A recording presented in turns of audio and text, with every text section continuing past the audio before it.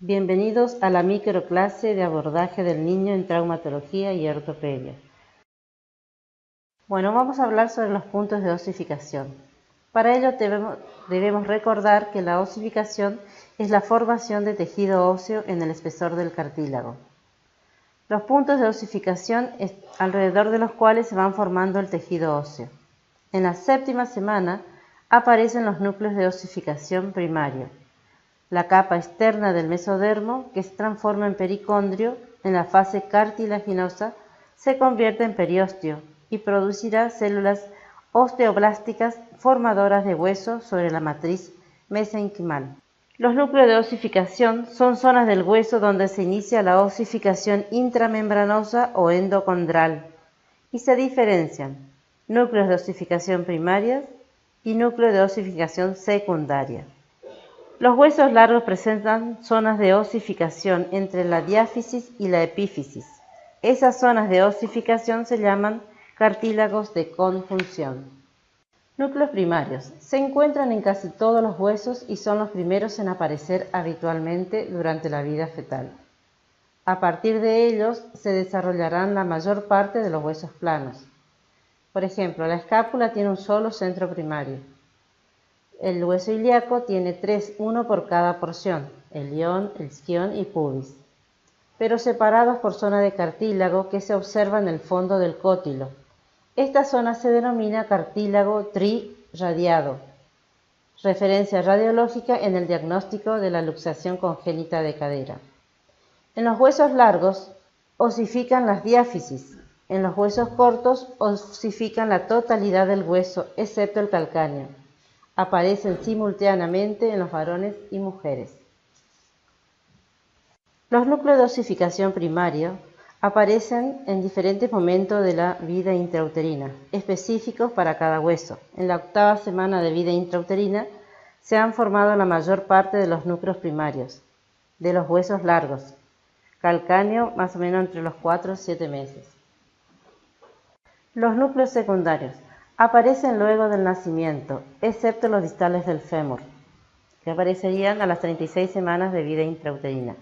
Su aparición difiere según el sexo.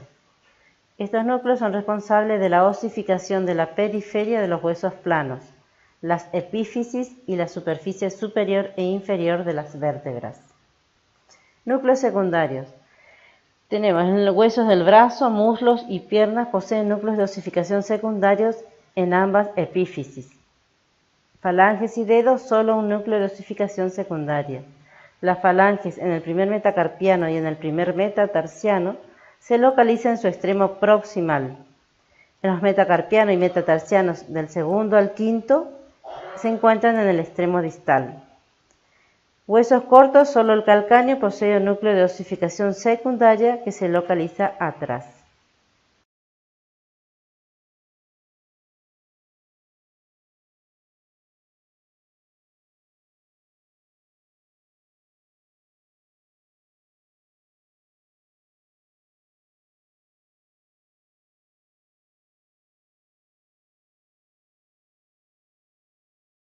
En cuanto al modelado y mantenimiento de la forma ósea durante el crecimiento óseo, tenemos que desde el estado A de la figura al B no se ha añadido exclusivamente tejido óseo, un aumento en la longitud y la anchura, sino que también se ha reabsorbido para mantener la forma ósea normal. Se ha reabsorbido tejido óseo no solo ya presente en el estadio A, sino también entre el tejido neoformado en el curso del proceso de desarrollo del estadio B. Placa de crecimiento entre metáfisis y epífisis de los huesos largos es la responsable del crecimiento longitudinal hasta el momento que se alcanza la madurez esquelética.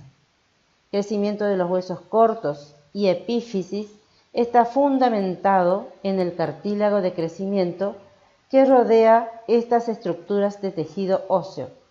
Se forma en las condroepífisis de los huesos largos, en lo que se denomina centro de osificación secundarios. Entonces el hueso deja de crecer. La placa epifisiaria se reemplaza por una sinostosis, desplazamiento y separación de la epífisis. Sin el conocimiento del crecimiento óseo y la aparición de los huesos en la radiografía y otras imágenes diagnósticas, a diversas edades, una placa epifisiaria desplazada se podría confundir con una fractura, y la separación de una epífisis podría ser interpretada como un fragmento óseo desplazado de una fractura. El conocimiento de la edad del paciente y la localización de la epífisis pueden prevenir estos errores. Los márgenes de las diáfisis y epífisis están suavemente curvadas en la región de la placa epifisiaria. Las fracturas óseas siempre dejan un margen afilado, a menudo incompleto. Una lesión que cause fractura en un adulto habitualmente causará un desplazamiento epifisiario en el niño. Bueno, en cuanto a la madurez esquelética, tenemos por ejemplo la cresta ilíaca, alcanza la madurez entre los 7 u 8 años. La osificación comienza en la espina ilíaca posterior-superior. Radiológicamente se conoce como signo de Risser. Se une al ilíaco al finalizar el desarrollo, 2 años después de la menarca en la mujer y entre los 16 y 18 años en el varón. Ósea, que es la medida de madurez somática y del potencial de crecimiento. Se dispone de normas radiográficas de maduración esquelética normal, basados en la progresión de los centros de osificación que se produce con la edad. Clave diagnóstica. Acá podemos decir que la baja estatura está determinado genéticamente, es decir, edad ósea es igual a la edad cronológica, comparado con retraso constitucional, edad ósea menos la edad cronológica. La determinación de la edad ósea tiene valor para diferenciar entre estatura baja familiar y enfermedades genéticas en que la edad ósea es normal y otras causas de baja estatura. La edad ósea no siempre coincide con la edad real del niño, por eso hay unos más altos y otros más bajitos respecto a su edad cronológica. La velocidad a la que crece el esqueleto no sigue un patrón fijo y varía de unas personas a otras. Se cree que es una característica que se hereda, ya que muchos padres, preocupados por la altura de su hijo, se sorprenden con un estirón tardío y recuerdan que ellos también experimentaron un patrón de crecimiento similar. Para averiguar si la edad ósea está retrasado, se suele pedir la realización de una radiografía de la mano y de la muñeca izquierda, donde se aprecia la cantidad de cartílago que aún queda disponible, cuando los cartílagos se cierran y el hueso ya no puede estirar más.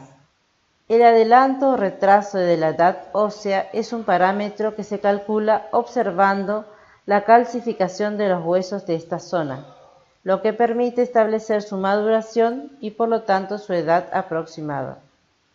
Siempre que no existan otras enfermedades relacionadas como por ejemplo las cardiopatías, enfermedad celíaca o déficit de hormonas del crecimiento, que puedan influir en el crecimiento.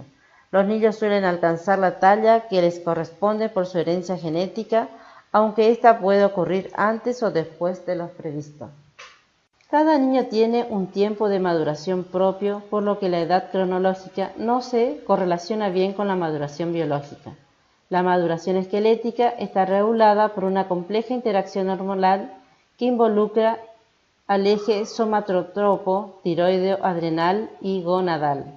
Al nacimiento todas las diáfisis deben estar osificadas, mientras que la mayoría de las epífisis son cartilaginosas.